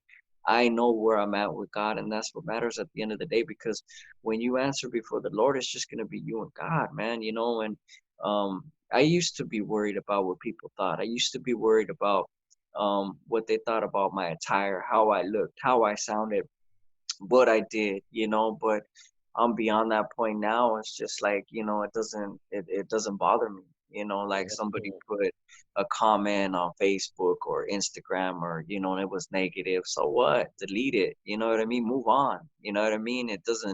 It's not gonna, I'm not gonna lose sleep over it. You know what I mean? And, you know, because your purpose is way too bigger to allow people to influence your life. If you let people run all over you and let negativity you know, overrun you, then you're allowing people that power to you know, make that decision for you, you know. And I agree, man.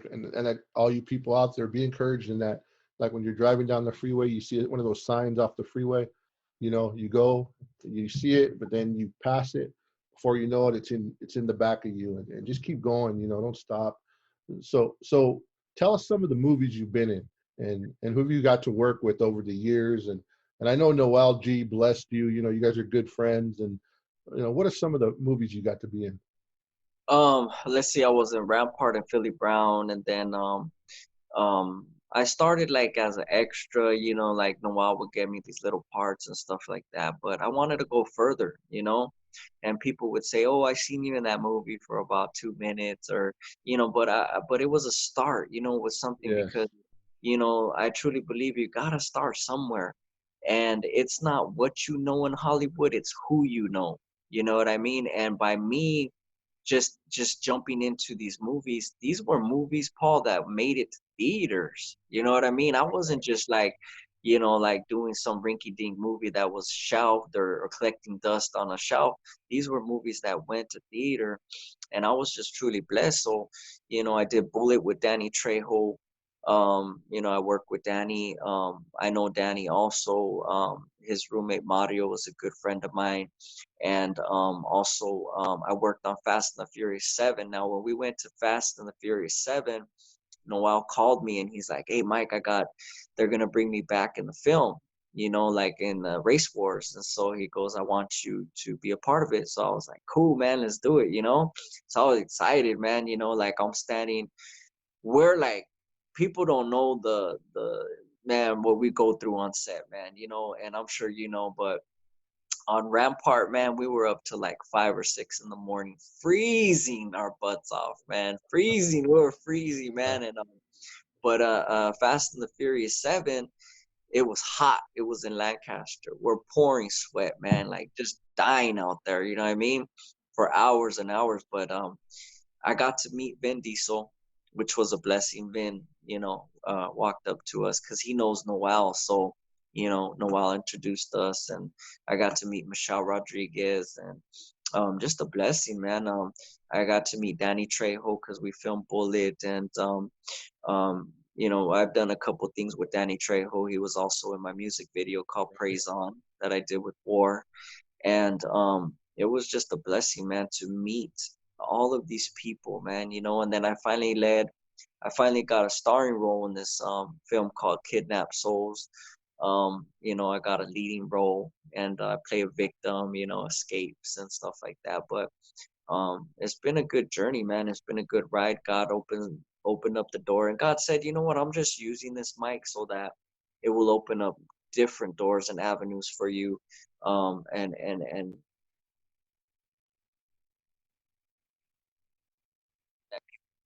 something that people can relate to. You know what I mean? Yeah, yeah. So right now we just want to get in briefly into the Kilroy movie. So um, I felt led to make a movie on Kilroy Roybal. He's one of the, you know, the founders of that big organization, the Gang of Gangs, and he was in that organization for, you know, 40 plus years, man. He did more than 40 years in jail, and he got released in 1993, 94, gave his life to the Lord, and now he dedicates his life to reaching gang members, pulling prostitutes out of their life, feeding the homeless.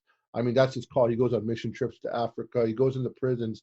So we made a movie on him. And one of the people we casted, the lead role was Wilson Ramirez, but one of the people we casted to play one of the main roles in one of the areas of the film was Second Chance, Mike. And he actually plays the part of Nico. And I don't want to say much on the role because Nico was in that organization. He's a very well-known guy. You could Google him, but he gave his life to the Lord, and he paid the ultimate price of martyrdom. And actually, the part of Nico, he died for his faith, but the part of Nico was actually Kilroy is the one who said that Mike should play Nico. So it wasn't even me; it was Kilroy chose him to play Nico. He goes, he would be good for that role, and we couldn't have done any better. So tell us about your experience on the set of Kilroy and dealing with the stubborn producers like myself. Man, you know, it was a blessing, man, you know, for Kilroy just to say, "Hey, you know what, let's get Second Chance in there." And I think that he'll play the role. And, you know, I was honored, man, just to be a part of the film. And anytime there's opportunity to minister through a message, I'm all for it. You know what I mean? And being on set over there, man, it was a good time. It's always a good time to film, and just the parts that I was filming was, it was deep. It was deep, and but it's always a blessing, man, to be able to operate in your passion, and to even see some of the places that we filmed at, man, like it was special, like to see like a movie set, prison cells, or Yeah. to just all the guys being there having a good time, you know what I mean? Yeah. And it's always a blast, man. I was honored, and I just prayed that I did and lived up to the expectation of the character Nico. And I prayed that the message is powerful, and his family is truly blessed, and whatever whoever is out there watching the film, I prayed that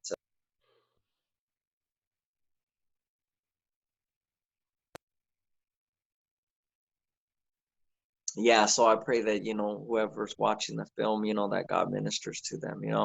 Yeah, man. And we have been in contact. I think, Mike, you got contacted and I by Nico's son. So, Right. pretty cool that we got to represent Nico well, and show that he paid the ultimate price, Hmm. for living his faith. But I also want to give props to Mike, because Mike did help us bring some people on the set.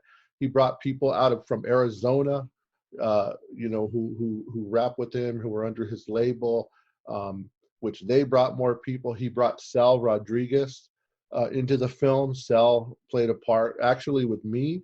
I actually had to play a part in the film because somebody kind of flaked on us and didn't show up. So I had to jump in and play his role, not by design. So I got to do a scene with Sal, and Sal killed it also, So thank you, man, for all the help with the film. Not only that, making a song for the film with the message, and we really appreciate it. Thank you, Mike. And so that film is actually coming out. We're hoping Cinco de Mayo-ish, probably a week or two after Cinco de Mayo. We're going to have it at limited theaters here, hopefully in LA and Orange County. So we'll keep following, us and Mike and myself and more creative films, and we'll keep you updated how to get tickets, and that's coming very soon. So we'll have news probably by the end of March, early April. We'll have news on that. So Mike, we want to and all this time, you're doing music, man. Tell us about all the places you got to go play music, but not only that, like all the hoods, man. Man, I've been blessed, man. Oh man, I've been all over the country, man. I could say, when I was with Brenton Wood, even not with Brenton Wood, I've got to travel a lot, and different countries, through the United States. Just it's been a blast, man. When I first started flying, man, it was rough, bro. It was rough. I never been in a plane. I never got out of Artesia, bro. You know what I mean? And it was I had a lot of anxiety, bro, and I would have little panic attacks on the plane, and I would get nervous, bro, really nervous, man. And one day God just said, you know what? There's nothing you can do. Put your trust in me. And I started to get better, Now I fall asleep on planes, bro. You know what I mean? And but I've been through a lot, man, and just to see the places that I've seen, the different places, man, it's just been an awesome journey. I just can't stop thanking the Lord, man. I never thought that I would make it this far, be where I'm at today, at all, man. I just, it's just like the Bible says, all things are possible, man. All things are possible with God. And I know that my journey's not over yet. It's still rolling, you know what I mean? Yeah. Yeah, man. So what's pretty cool, Mike, is one of the things, a blessing is I'm pretty sure you performed here in my hood in La Habra before. Oh But yeah. Yeah, in fact, I know you have because there was a play, and I remember years back before I knew you. But one of the blessings is, bro, when God took you out of Artesia, and like Paul, he was set apart for a while. He had to learn and become strong. He kind of did that with me, but then God places you back in because he wants you to reach. And you've been able to go back in Artesia and perform and preach the gospel at car shows, on stage, and everything, man. But also, man, Artesia, it really needs it because that area was filled with, with a lot of big guys, a lot of big guys, and I know like, as far as like Weddle Buff, I know you knew his sons and stuff like that. Talk about growing up, with people, all those people from status that came to your neighborhood, I know there was Yeah, Shaw, there's different ones, yeah, Boxer there is, a there's lot of history, man, in that neighborhood, and a lot of OGs, man, OGs, the real deals. Much respect and love out there to them. yeah. It's just a blessing, man, to know that your neighborhood has history and legends like that. And And it's not guys that here's what it is. It's not that we're propping these guys up. It's because, you know, you even though God changes your life and you're not part of the hood, so to speak, you're not a gang member, you never lose your love for these people. You have love for them. They were your brothers growing up, you know? Yeah. So, for people who don't understand, but go ahead. I'm sorry for cutting you off. no, it's okay though. I mean, man, bro, dude, that was just all in the family, bro. You know what I mean? Like Artesia, if you understand, like we're like the homies, the brotherhood, we were all like just one big family, bro. And because Artesia is a small city, bro, but we had a powerful impact, bro.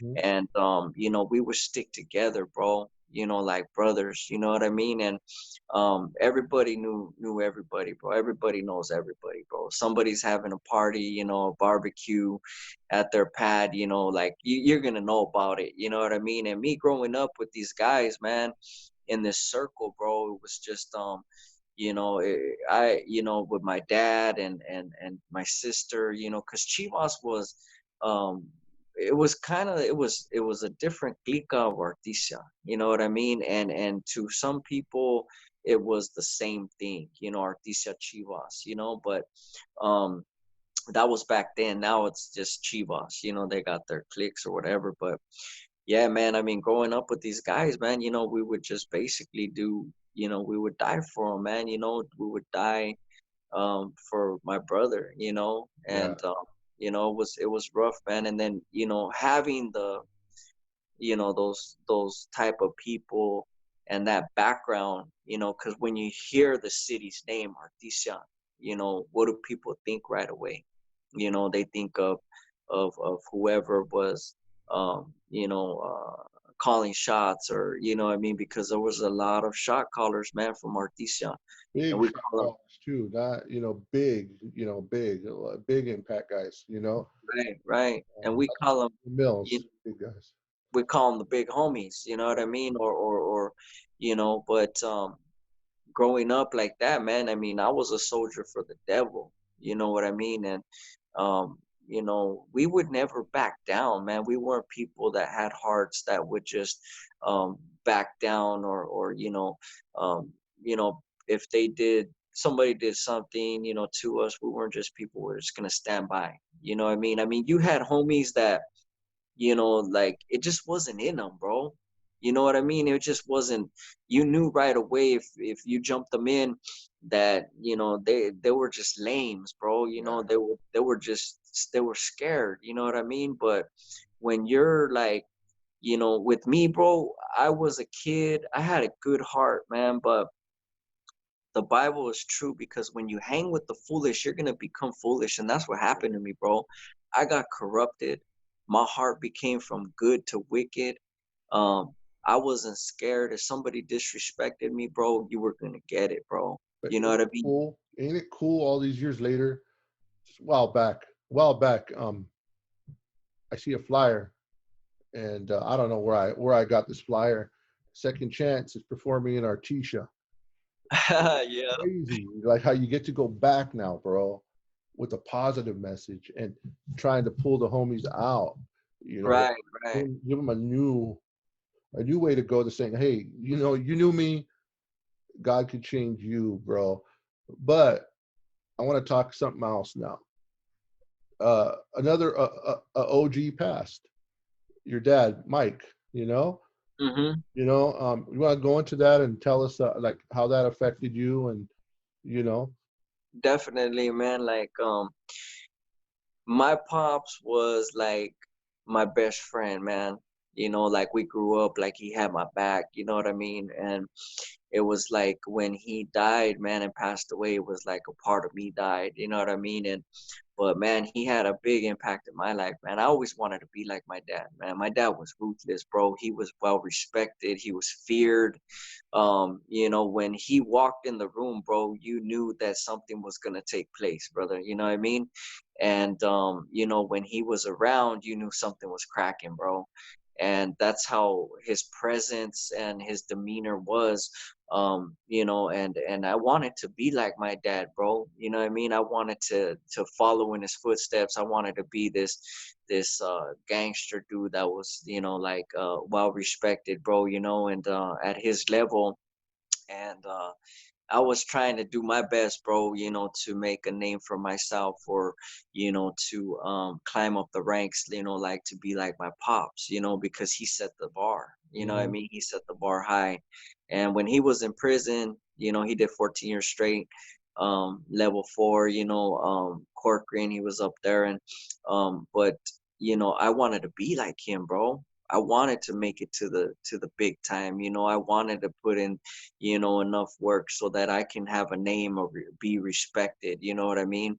And for me to go back to the neighborhood, bro, to Artesia Park, and see all the homies, and be there with the message, bro, of hope, and that God changed my life, you know, because when I gave my life to God, man, I said, you know what, God, I was a soldier for the devil, but now I'm gonna be a soldier for you, and I want to serve you, you know, no matter what happens, no matter how hard it is, I'm gonna commit my life to you.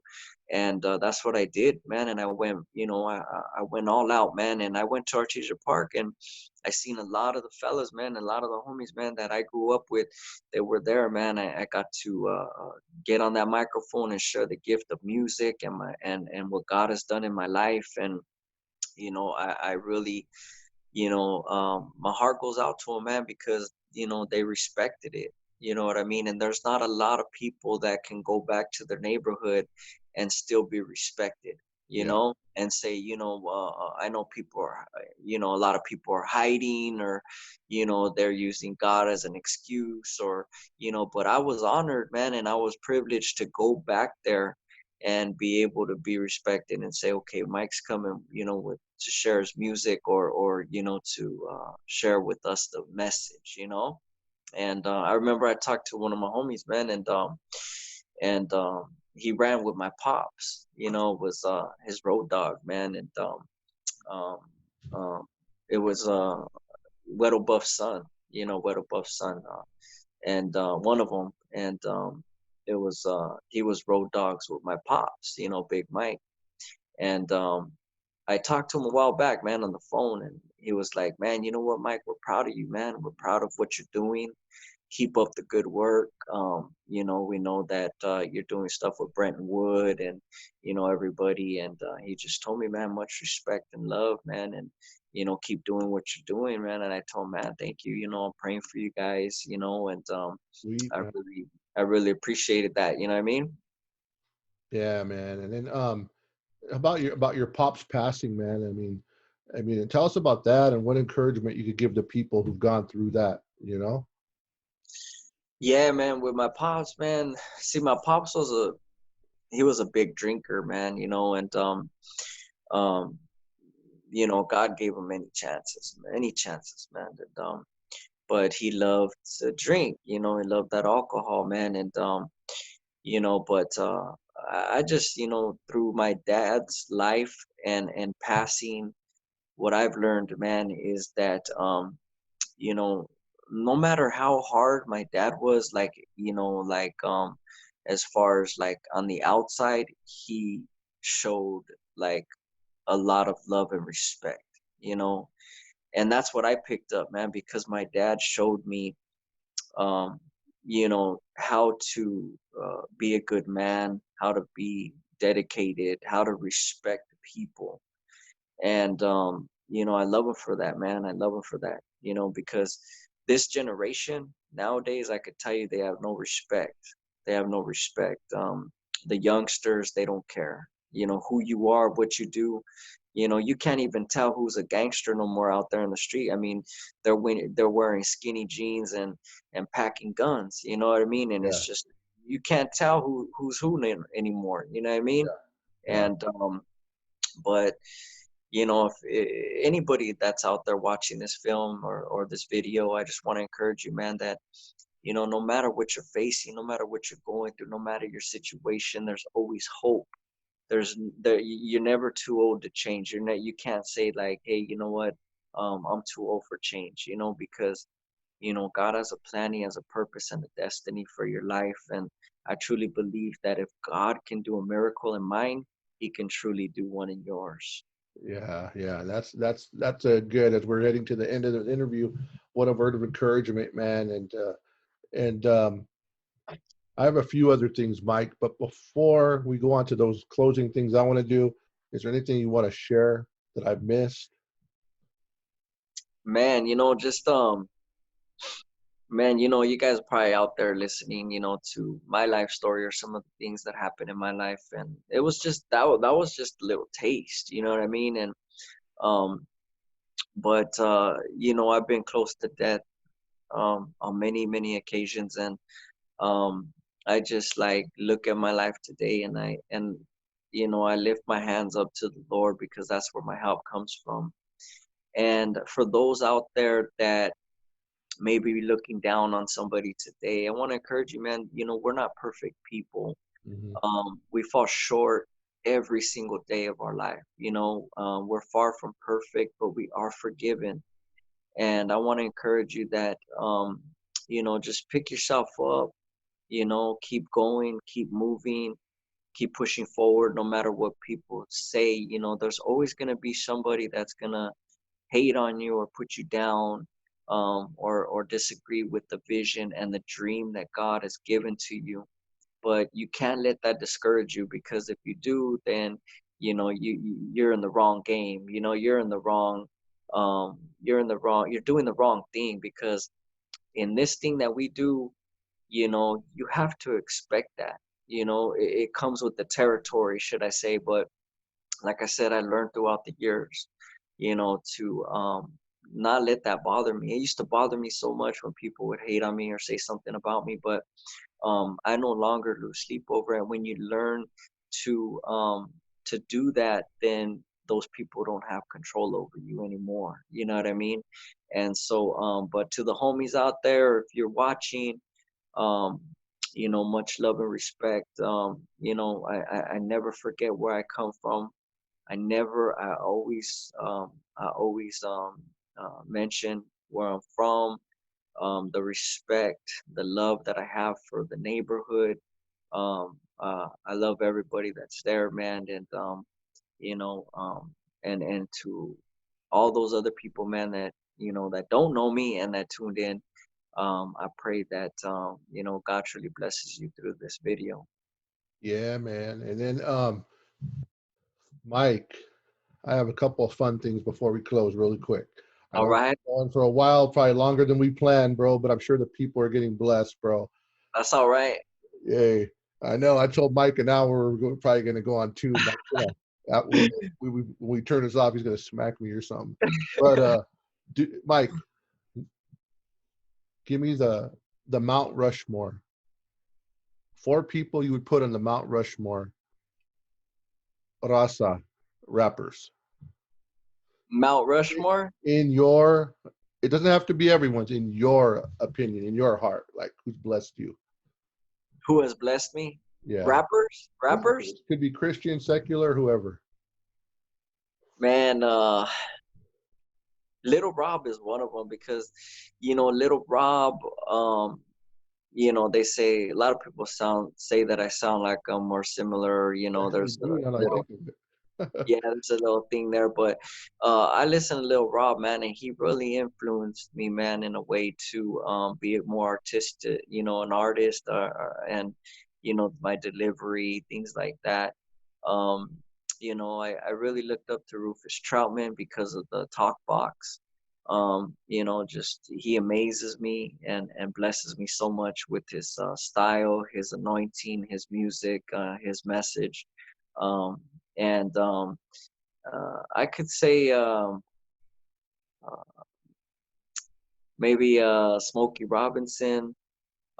Smokey also has a gospel album also, and I just really love his message and the smoothness of his vocals, and of course I gotta say Brenton Wood, man. Yeah. Brenton Wood has not only been a friend to me, but just a man that has given me an opportunity um, of a lifetime, that, he may not give to anyone else. And I really appreciate him. He was, his music has, also touched people of many generations, Yeah. and, I got one more. Go ahead. That's four, but go another one. Go another one, man. That's Okay, cool. man. I love picking your Basically, brain. man, I would say that's about it off of my top of my head, Yeah. Yeah, Yeah. man. And you know what? Even in the Chicano Christian rap, I would put you and MC Boulevard up there. You Oh, know, okay. Yeah, yeah, you guys definitely. are really reaching the world for Christ, man. You guys both, and man, just man, thanks for doing that. But I got one more. I want you to do. I'm gonna say a name, and I want you to say not more than 5 words about them. All right, Okay. couple names. First thing that comes to your mind. Okay, and you might All know right. some of these, you might not, but I know you know Okay. their names. Danny Okay. Trejo, Danny Trejo, Ruthless, MC Boulevard, anointed, Kobe Bryant, legend, Los Angeles Dodgers, unbeatable, Emilio Rivera. gangster, Man, brother, is the last. No, I'm gonna give you two more. Sonny Arganzoni, oh, leader, leader, leader. That's cool, man. And last but not least, Jesus Christ. oh man, over everything. Yeah, yeah, man. So this is gonna end the interview, everybody. Second chance. Where can the people get a hold of you, and what do you have coming? Please plug everything, bro. Man, they could get a hold of me on Facebook. My Facebook is Michael Robert Gonzalez Jr. You could reach all my music on iTunes. Just punch in Second Chance with the 2ND Chance, second with the 2ND, and then Chance, The Father's Love. All my albums will pull up on iTunes, Spotify, Amazon, Xbox Live, everything. You could download some of my favorites there, my albums, even the album right here with Brenton Wood called Lord Hear My Prayers on iTunes. You can find my stuff on YouTube under Christian Rapper Second Chance. Upcoming, we just did a video with Bone Thugs and Harmony music video coming out. I got working on some new music also, and got some upcoming films, and don't forget Kilroy's coming out. So once you guys see that, hopefully we'll see you at the premiere. I'll be there, Paul will be there, and we're excited to release this film. I'm excited. I wanna be able to see that. Yeah, man. It's cool. And then so all those stuff he said, all his how to reach him and everything is going to be in the comment section below. So please look down there and you can find it there. And please support him. Go get download some of his music. It's very professional, very awesome. You've seen some of the music videos, man. It doesn't get better than that, the quality. So we're going to close out this interview. You guys, thank you for visiting the More Creative Films page. Please subscribe, like, and share. We thank you from the bottom of our hearts for the support. Kilroy movie coming out in May. Follow us, you guys. Go to Instagram, go to Facebook. Please give us a follow and a like. Follow Second Chance at all his social media. Share this video. Hit me up on Instagram. More Creative Films in the inbox. All right. And if we don't get to you, sorry, man. It's just we'll let God lead us, man. But thank you for listening. Thank you, Mike, for the interview. We appreciate it. God bless. All right, brother. God bless you, bro.